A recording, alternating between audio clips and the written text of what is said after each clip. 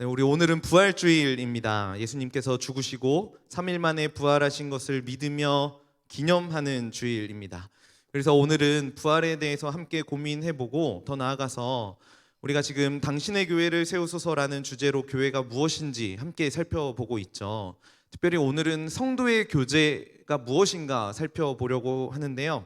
이 성도의 교제가 사실 좀 깊이 묵상해 보니까 부활과 굉장히 밀접한 관계가 있더라고요. 그래서 이 부활에 대해서 고민하고 또 하나님께서 교회 안에서 성도들이 교제하게 하시는데 그 의미가 무엇인지 말씀을 통해서 함께 나눠보려고 합니다.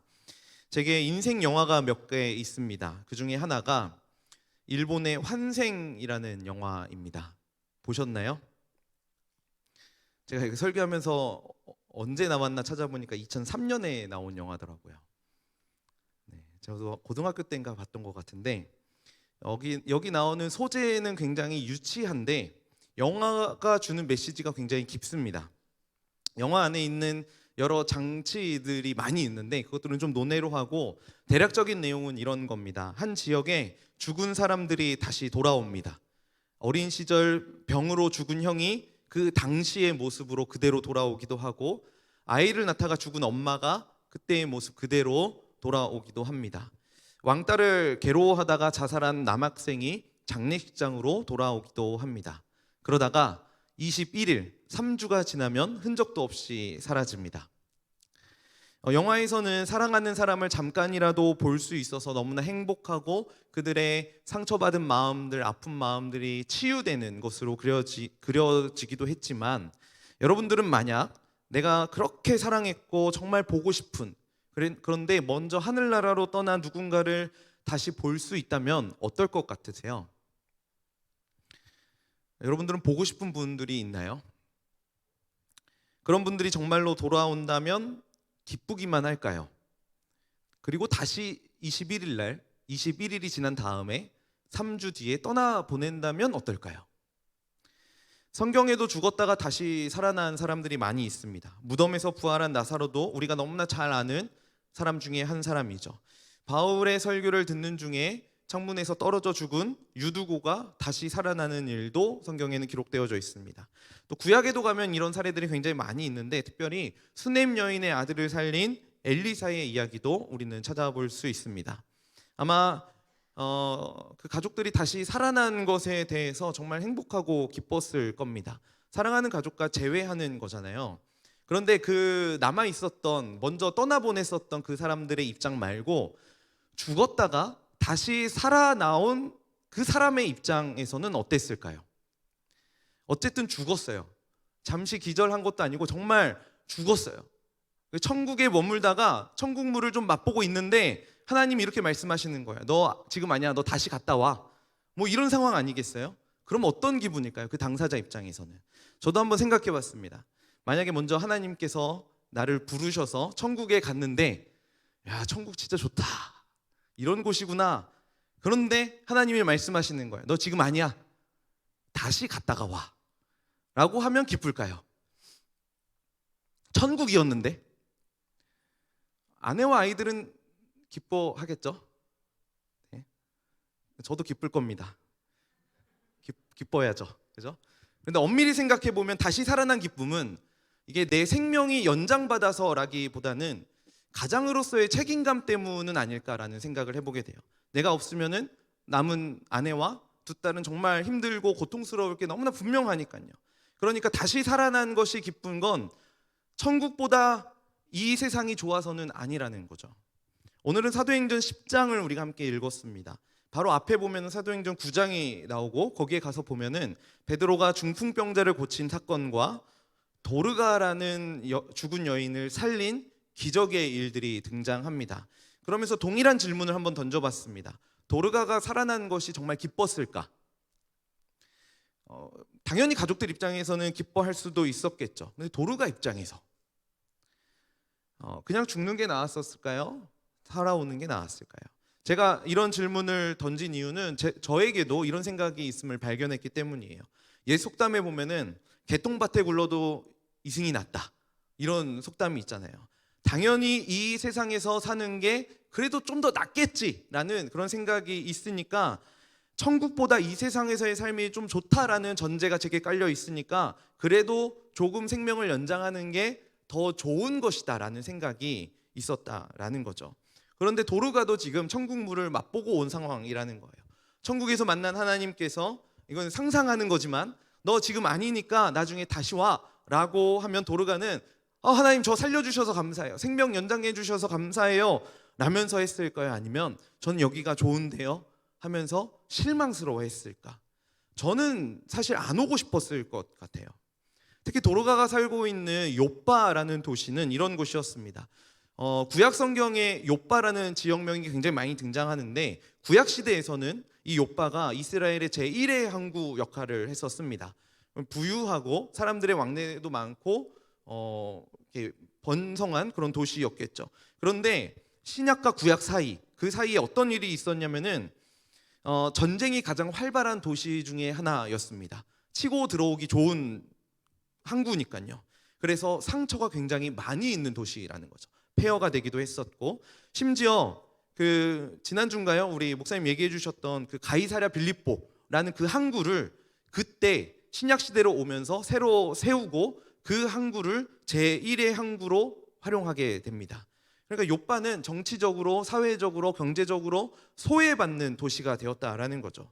그리고 아무래도 항구에 있다 보니까 유대인들의 숫자보다는 이방인들의 숫자가 굉장히 많이 있었습니다. 경제적으로 어려웠죠. 생활 환경도 좋지 않죠. 정치적으로 소외받은 도시였죠. 우상 숭배가 만연한 도시였습니다. 욥바에서 믿음을 지키며 사는 것은 굉장히 힘든 일이었다라고 추측할 수 있겠죠. 이런 곳에서 도르가가 신앙생활을 해왔던 겁니다. 성경에 보면은 도르가가 다른 사람들을 돕는, 선행하는 그런 일들을 많이 했다라고 이야기해요. 정말 열정적이고 진심으로 다른 어려운 사람들을 구제하는 일을 해왔을 겁니다. 그래서 많은 사람들의 인정을 받기도 했을 것이고 내 자신의 인생보다는 다른 사람의 인생을 세워주는 삶을 살았을 거예요. 그래서 저는 도르가가 죽었다가 다시 살아 돌아온 것에 대해 마냥 기쁘기만 하지는 않았을 것이다라고 유추하게 되었습니다. 천국물을 맛보고 왔는데 어떻게 지긋지긋한 이 우상 숭배의 도시가 눈에 들어오겠습니까? 그래서 다시 현실로 돌아온 도르가의 마음이 별로였을 수도 있겠다라는 거죠. 그런 도르가에게 부활은 끔찍한 일이었습니다. 그렇다면 우리가 고민해봐야 할 것은 하나님께서 왜 도르가를 살리셨냐라는 거예요. 왜 하나님께서 도르가를 다시 보내셨을까요?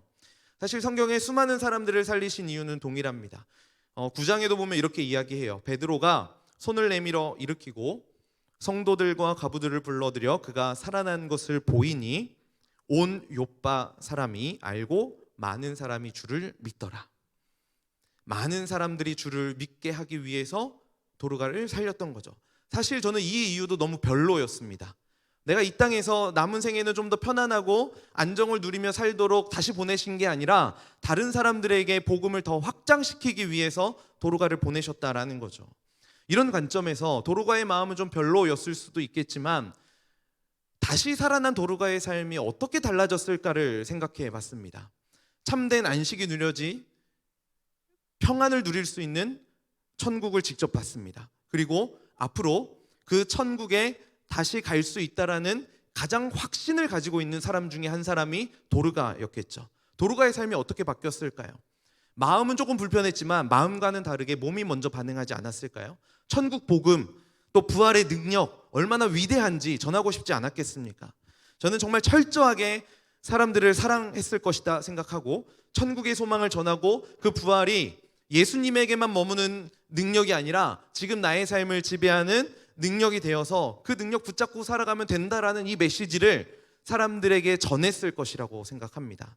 이런 관점에서 우리가 지금 9장에 그 사건이 나온다면은 10장의 말씀이 굉장히 의미가 있다라는 겁니다. 오늘 본문은 사도행전 10장이고 그 도르가가 다시 살아난 9장 다음에 나오는 말씀이잖아요. 중간에 물론 고넬료의 집에서 환상을 보여주신 그 사건이 등장하는데 그 고넬료의 집에서 베드로가 지금 설교하고 있는 겁니다.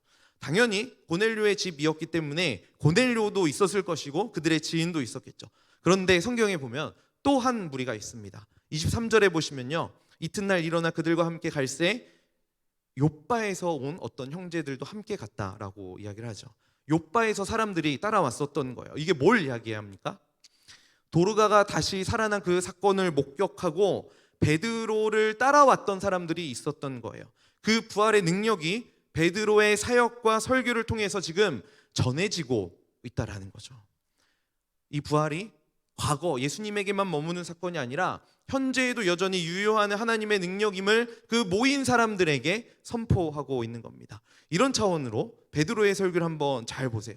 그 부활을 경험하고 그 부활을 소망하는 자들에게 부활이 어떻게 그들에게 왔는지를 설명합니다. 우리 10장 40절 41절 같이 한번 읽어볼까요? 10장 40절 41절입니다. 성경책을 보셨나요? 앞에 나오네요. 같이 읽어보겠습니다. 시작. 하나님이 사흘 만에 다시 살리사 나타나시되 모든 백성에게 하신 것이 아니요 오직 미리 택하신 증인 곧 죽은 자 가운데서 부활하신 후 그를 모시고 음식을 먹은 우리에게 하신 것이라. 이게 지금 베드로가 하는 설교예요. 베드로가 예수님의 부활을 직접 목격한 그때의 일을 회상하면서 말씀을 전하고 있습니다. 제자들이 있는 공동체 안으로 오셔서 부활하신 몸을 예수님께서 보여주셨습니다. 직접 예수님의 부활을 목격했던 거죠. 그리고 부활의 능력이 예수님에게만 적용되는 것이 아니라 우리의 삶을 지배하는 것, 우리의 교회를 지배하는 것임을 베드로가 경험했고 그것을 전하고 있는 거죠. 그래서 아마도 베드로는 부활이 우리의 능력이 된다라는 이 사실을 확신할 수 있었던 것 같아요. 그러니까 당당하게 그 모인 사람들에게 선포하고 있는 거죠. 특히나 베드로가 직접 경험했잖아요. 도르가가 다시 살아나는 것을 경험하고 목격했잖아요. 봤잖아요. 베드로가 도르가를 살릴 때 어떤 기분이었겠어요? 도르가야 살아나! 아주 당당하게 선포했을까요? 아니면 본인도 좀 반신반의하면서 하나님의 능력을 의지하면서 선포했을까요? 사실 그것도 굉장히 베드로에게도 놀랄 만한 일이었다라는 거예요. 근데 그것을 경험했어요. 베드로가 그 부활을 목격했고 그 부활이 능력이 된다라는 것을 경험한 자로서 아주 당당하게 이 사실을 확신하면서 전할 수 있었다라는 겁니다. 이렇게 성경을 보면은요, 부활이 확장되고 전달되는 통로는 부활을 목격한 목격자들의 증언이었음을 우리는 알 수 있게 되죠. 이 증언이라는 포인트가 굉장히 중요합니다. 그렇다면 우리가 이쯤에서 할 수 있는 질문은 부활이 목격한 사람들의 증언만을 통해서 전달이 된다면 그 증언이 설득력이 있을까라는 부분을 우리가 좀 고민해 봐야겠죠. 만약에 예수님을 너무나 사랑하는 사람들이 모여가지고 몇몇 사람들이 모여서 부활에 대해서 거짓으로 입맞춘 것이라면 어떻게 되는 걸까요? 그래서 성경에 있는 나온 내용도 그들이 짜고 적은 거라면, 그래서 성경에는요 부활을 확신할 수 있는 증언, 그 증언의 확실성에 대해서 몇 가지 증거를 우리에게 주십니다. 되게 많은데요, 제가 오늘 두 가지만 좀 소개하려고 그래요. 증인들의 증언에 설득력이 있다는 증거 첫 번째는 세례와 성찬이었습니다. 우리 청년들은 초대교회에서부터 세례와 성찬을 시행한 것에 대해서 어떻게 생각하십니까? 단순히 종교가 가지고 있는 종교의 예식 중에 하나일까요? 우리가 조금만 더 깊이 생각해 보면요, 이 세례와 성찬은 정말 이상한 예식입니다. 처음에 예수님을 따랐던 사람들이 세례와 성찬을 예수님의 명령에 따라서 시행해 왔었는데, 그 세례와 성찬을 시행했던 목적이 예수님의 가르침이나 예수님의 인격을 찬양하기 위함은 아니었다라는 거예요. 세례와 성찬이 시행된 진짜 이유는 예수님께서 많은 사람들이 보는 앞에서 채찍질 당하고 끔찍하고 또 굴욕적인 방법으로 죽임 당했음을 기억하기 위해서 세례와 성찬을 행했다라는 거죠. 이거를 현대적인 관점으로 좀 바꿔서 해볼게요. 이게 정치적인 견해는 조금 이렇게 내려놓고, 만약에 박정희 전 대통령을 사랑하는 사람들이 있어요. 그리고 그를 추종하는 사람들의 무리가 있다라고 가정을 해볼게요. 그들이 정기적으로 만나면 무엇을 나눌까요? 경부고속도로를 세운 것, 새마을 운동을 일으킨 것, 경제 발전을 이룬 것, 이런 업적에 대해서 이야기하지 않겠어요? 이게 당연한 거라는 거예요. 그것으로 사람들이 많이 희생당하고 독재 정치를 하고, 그리고 나중에 암살당한 거, 이런 것들을, 그것을 기념하는 자리에서는 이야기하지 않는다라는 거예요. 그런데 초대교회 성도들부터 어찌 보면 실패라고 이야기할 수 있는 예수님의 죽음을 세례와 성찬으로 기억하고 기념하고 있었다라는 거죠. 이게 뭐예요? 이들에게는 이 예수님의 죽음이 죽음으로 끝나지 않는다라는 확신을 가지고 있다라는 것을 반증한다라는 거죠. 예수님께서 더 큰 부활의 영광으로 나아가기 위해서는 반드시 죽음의 길을 걸어가야만 한다라는 그 사실을 이들이 알고 있었기 때문에 세례와 성찬을 시행할 수 있었던 겁니다. 로마서에도 보면 예수님과 부활한 우리를 이렇게 고백하죠. 만일 우리가 그의 죽으심과 같은 모양으로 연합한 자가 되었으면 또한 그의 부활과 같은 모양으로 연합한 자도 되리라. 결국에 이 예수 그리스도의 부활을 목격한 최초의 고백이 세례와 성찬을 통해서 전승되었고, 그게 전해지고 또 전해지면서 오늘날까지 우리의 믿음을 이룰 수 있게 되었다라는 겁니다. 그렇기 때문에 여러분들, 세례와 성찬에 충실히 참여하는 건 부활을 고백할 수 있는 그리스도인들의 특권이 되는 겁니다. 오늘 세례 받으신 지체들 있죠? 축복합니다. 예수님의 부활과 연합한 자가 된 것입니다. 그리고 증인들의 증언이 설득력 있다라는 증거 두 번째는요, 동시다발적인 증언이었습니다. 만약에 한두 명이 부활을 주장하고 증언했다면 의심해 볼 만한데, 수많은 사람들이 동시다발적으로 예수님의 부활을 목격했고 증언했다면은 이거는 신뢰해 볼 수 있는 일이라는 거예요. 부활하신 예수님은 초대교회의 500여 형제에게 일시에 보여줬을 뿐만 아니라 그 부활의 소식을 증거할 때에 그들을 향해서 거부하는 자들이 아무도 없었다라는 겁니다. 이게 뭘 가리킬까요? 소식을 전하는 자나 듣는 자나 부활을 기정사실로 인정하고 받아들이고 있었다라는 거예요. 그리고 이러한 증인이 그 당시뿐만 아니라 계속해서 전해지면서 2000년의 교회 역사 가운데 끊임없이 믿음의 후배들을 통해서 전해져 왔다라는 거죠. 한번 이런 예를 들어볼게요. 우리 청년부 안에 박진우는 알코올 중독자다라는 것을 전하려면 어떻게 해야 될까요? 소문 내려면 여기 안에서 한 마을 정도 잘 꼬셔가지고 입 맞추고 박진우 목사는 알코올 중독자다라고 만드는 거는 어려운 일이 아닐 겁니다. 그런데 우리 청년연합교구 전체를 꼬셔서 박진우는 알코올 중독자다라고 입을 맞추는 게 가능할까요?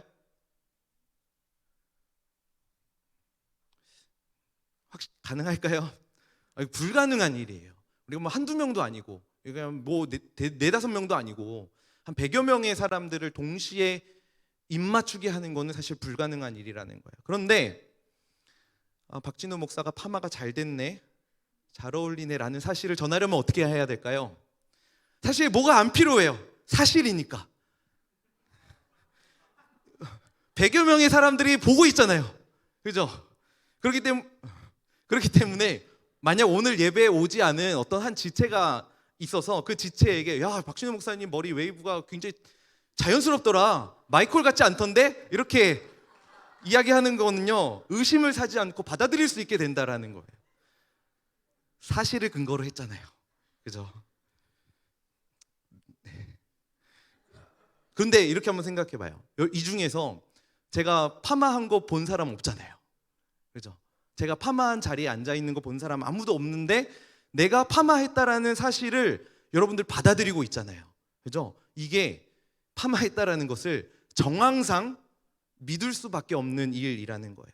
이런 차원에서 예수님의 부활을 전해 듣고 우리가 성경을 통해서 알 수 있는 것도 부활의 목격자들이 전해준 증언 때문이라는 겁니다. 그렇기 때문에 그 증언을 이어받은 우리도 부활의 목격자가 될 수 있다는 거죠. 그러니까 원래 목격자는 1차적으로 현장에서 그것을 직접 본 사람들을 가리키는 말이지만 사실은 직접 보지 않고도 목격자가 될 수 있다는 거죠. 수많은 정황들이 예수님이 부활하셨다라는 것을 가리키고 있기 때문에 우리가 보지 않더라도 우리는 그 부활을 역사적인 사실로 받아들일 수 있다는 겁니다. 제 첫째 딸인 나엘이가 어렸을 때 그 집에서 기어 다닐 때의 일이었습니다. 어느 순간 조용한 거예요. 애들은 조용하면 사고 치거든요. 안 보여요. 그래서 집안 구석구석 찾고 있는데 식탁 밑에서 뭔가 이렇게 쩝쩝쩝쩝 소리가 나는 거예요. 제가 그때 바로 범죄 현장을 급습했습니다. 그때 찍은 사진이 있는데요. 이게 증거 사진. 이 식탁 밑에서 제가 붙잡은 겁니다. 이런 모습이었습니다. 그리고 얼굴에는 이랬어요. 얼굴에 이게 뭐냐면은 분유예요. 얘가 분유통을 이게 우리가 못 보는 사이에 들고 가가지고 열고 그거를 먹고 있었던 거예요. 분유 뚜껑을 열고 꺼내는 장면 목격한 사람 아무도 없습니다. 제가 본 건 분유가 입에 묻어 있는 것이었고 분유가 땅에 이렇게 흩어져 있는 것이었습니다. 만약 이런 상황을 놓고 외부에서 어떤 사람이 와서 침입해가지고 분유 뚜껑 열어주고 갔을 가능성이 있을까요? 그 사람이 우리 라헬이의 입에다가 분유를 묻혀놓고 도망갔을 가능성은요? 사실 아예 가능성이 없는 건 아니지만 이게 정황상 불가능한 일이라는 거예요. 그죠? 이게 부활도 사실 마찬가지의 개념이라는 겁니다. 이성적으로 합리적으로 받아들이기에는 어려워요. 이해되지 않는 부분도 굉장히 많이 있습니다. 그런데 정말로 제가 오늘 두 가지만 이야기했지만 수많은 정황들이 예수님의 부활을 증거하고 있다라는 거예요. 그렇다면 여러분들은 예수님의 부활을 목격한 사람들입니까? 아닙니까? 우리도 부활을 목격한 사람들이 된다라는 거예요. 물론 직접 목격한 것은 아니지만 간접적으로 그리고 수많은 역사적인 그런 증거들을 통해서 이것이 사실이다라고 받아들일 수밖에 없는 그런 증거를 가진 목격자들이라는 거죠. 특히 우리가 믿고 있는 이 성경이 너무나도 명확하게 부활을 가리키고 있습니다. 그리고 우리는 그러한 부활을 목격한 목격자들의 공동체로 모여 있다라고 할 수 있겠죠.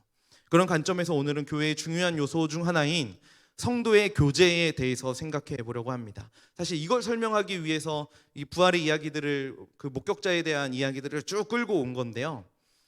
교회론과 관련된 말씀 우리가 나누고 있잖아요. 그래서 교회 표지에 대해서 살펴봤어요. 뭐였죠? 교회 표지가?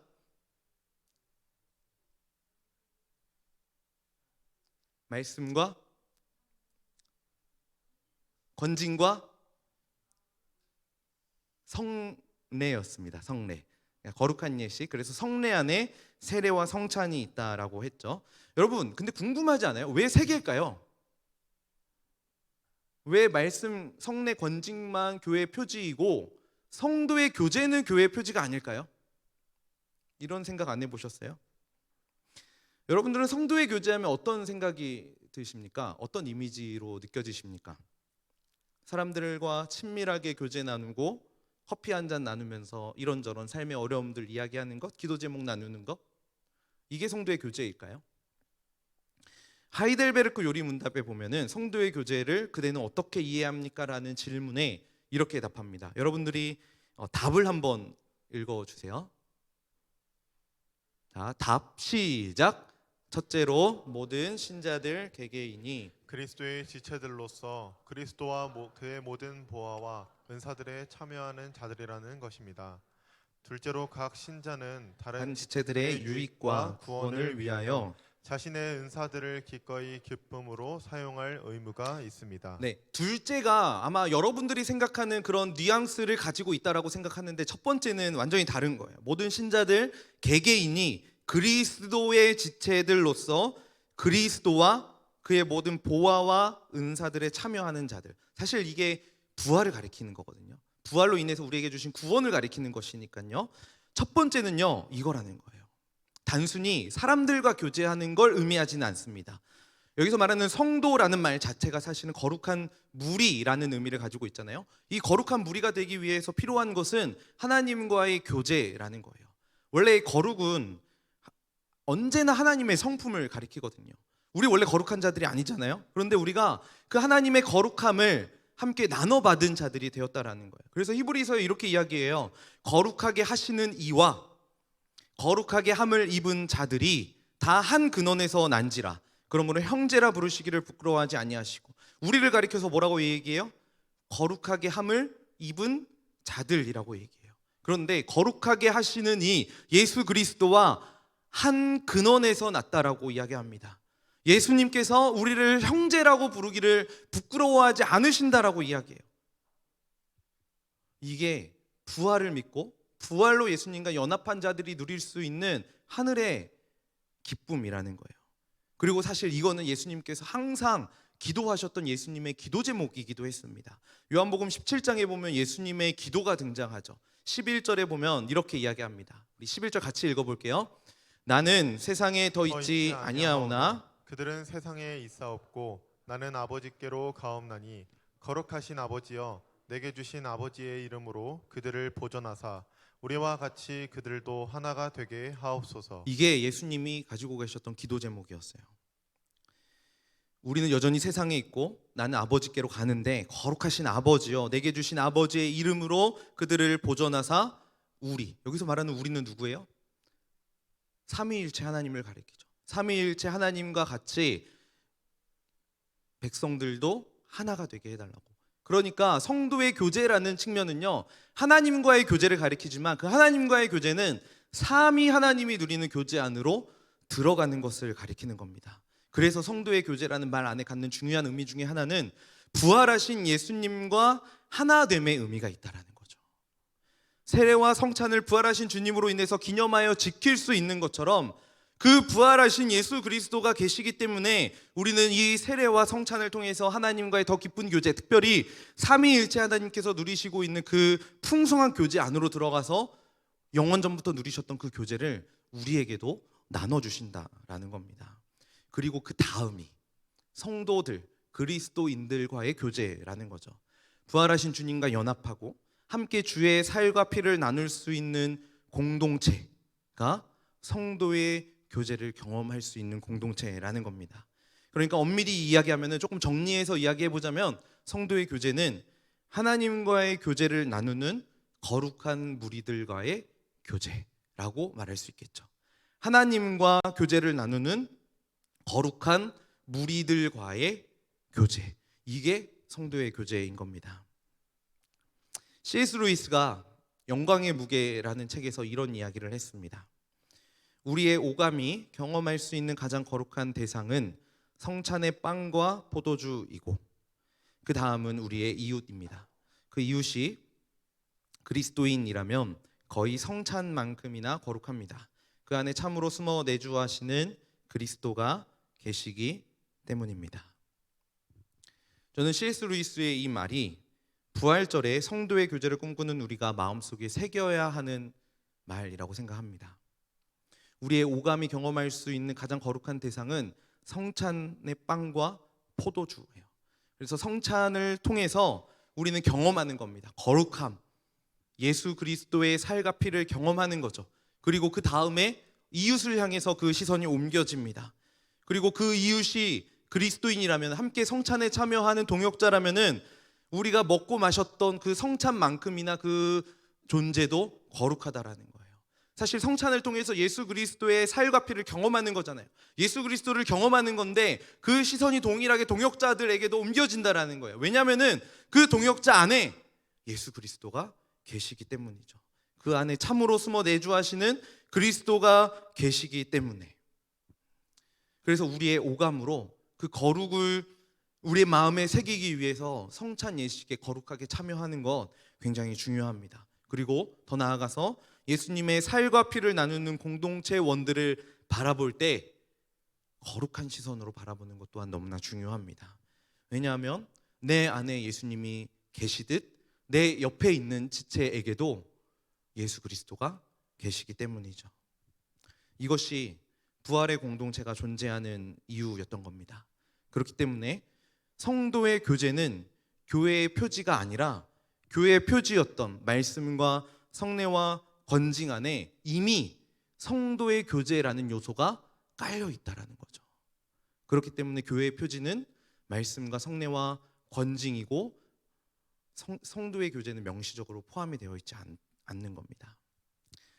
사랑하는 청년 여러분, 여러분들은 성도의 교제를 잘 나누고 있습니까?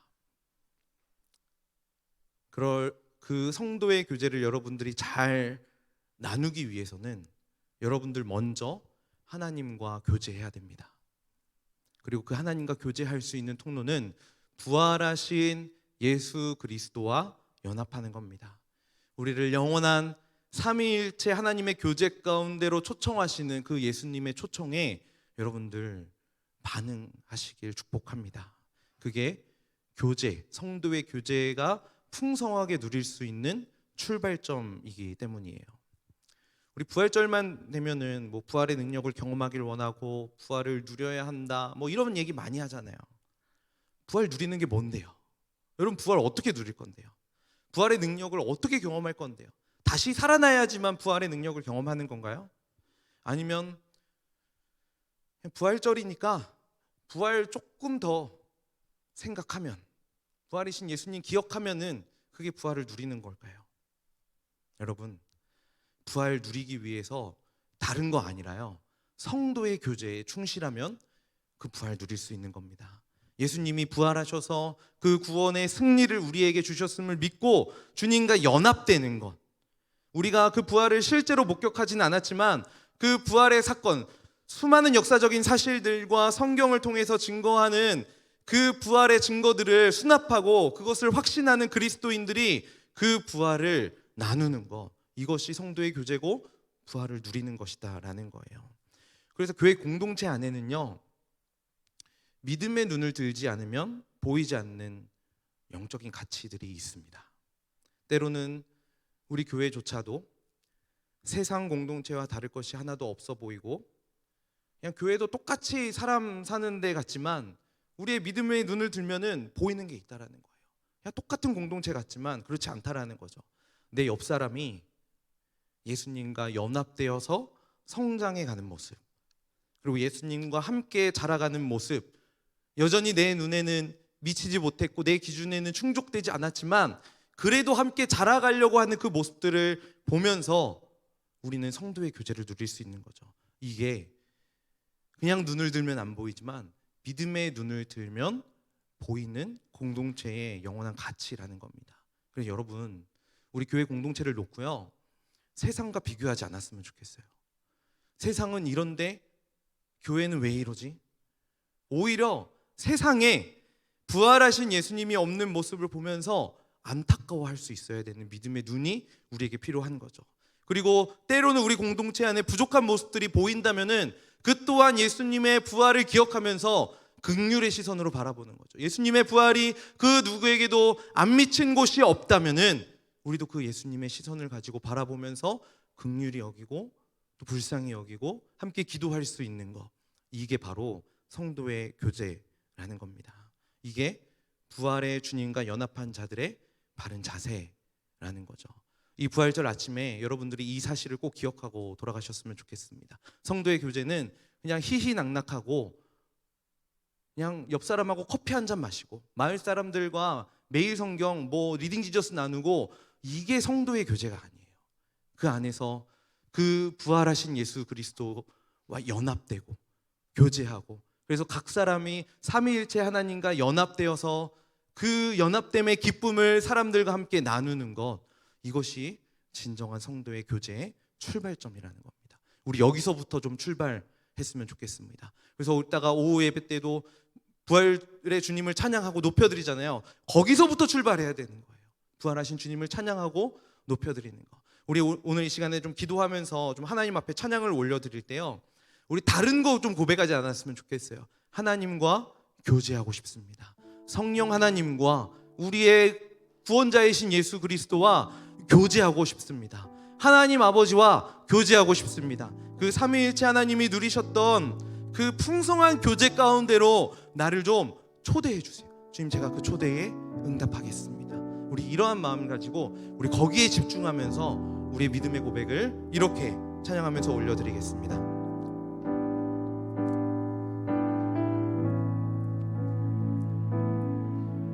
성령이여 우리를 예수께로, 예수여 우리를 아버지께로,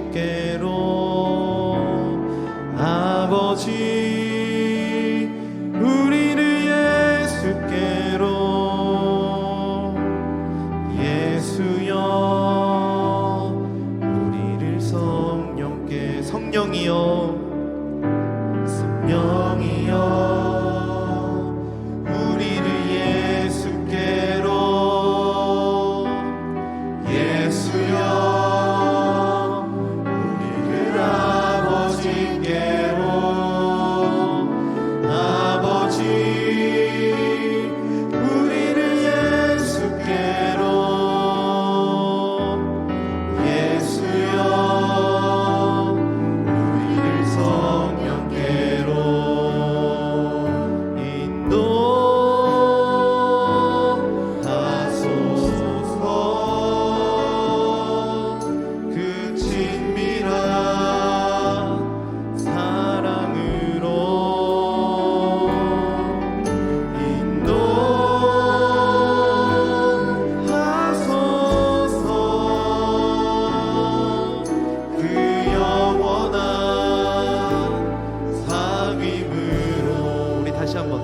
성령이여 성령이여 우리 삼위일체 하나님의 교제 가운데로 우리가 들어가길 소원합니다.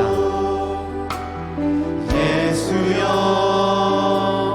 우리를 아버지께로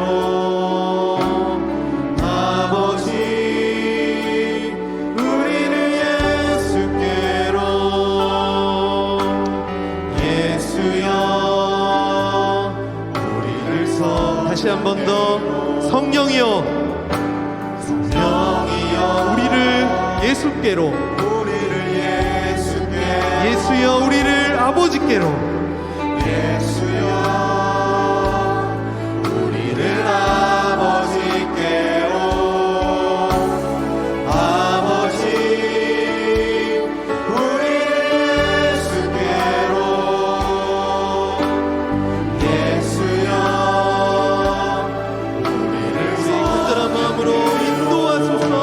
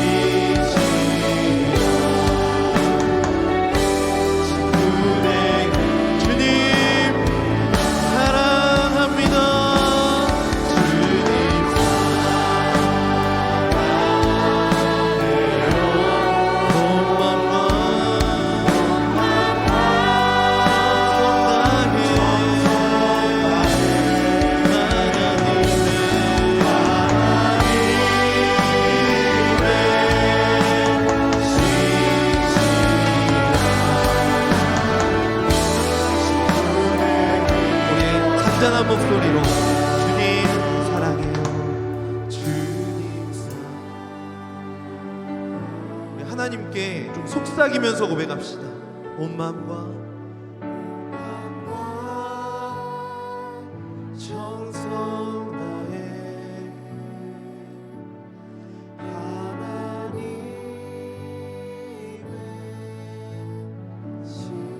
신실한 친구 되기 원합니다. 다시 한 번 더 주님 사랑해요 주님 사랑해요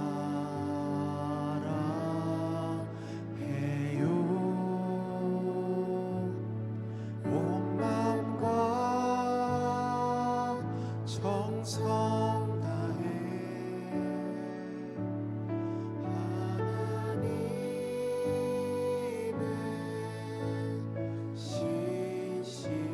신실한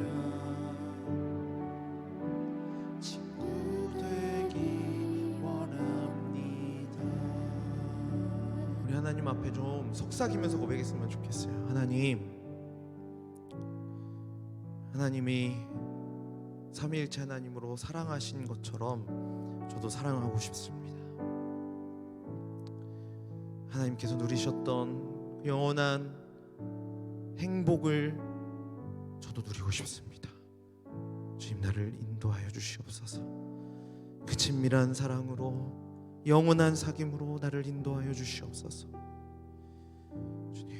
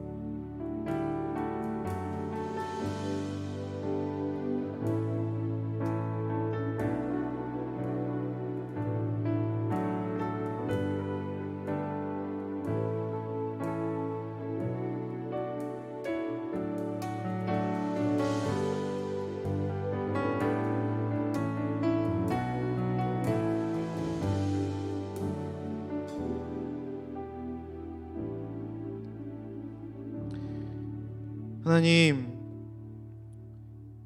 영원 전부터 풍성한 사귐으로 교제하셨던 그 삼위일체 하나님의 풍성한 교제 안으로 들어가고 싶습니다. 그 안에서 풍성한 사랑을 경험하고 싶습니다. 주님, 나를 인도하여 주시옵소서. 나를 불러주시옵소서. 나를 그 영원한 사귐 안으로 초대하여 주시옵소서. 여전히 나의 사랑 없음으로, 다른 사람들을 판단하고 정죄함으로, 하나님 앞에 지은 죄로 죄책감을 가지고 좌절했었던 우리의 그 연약함들, 부활하신 예수 그리스도를 다시 한번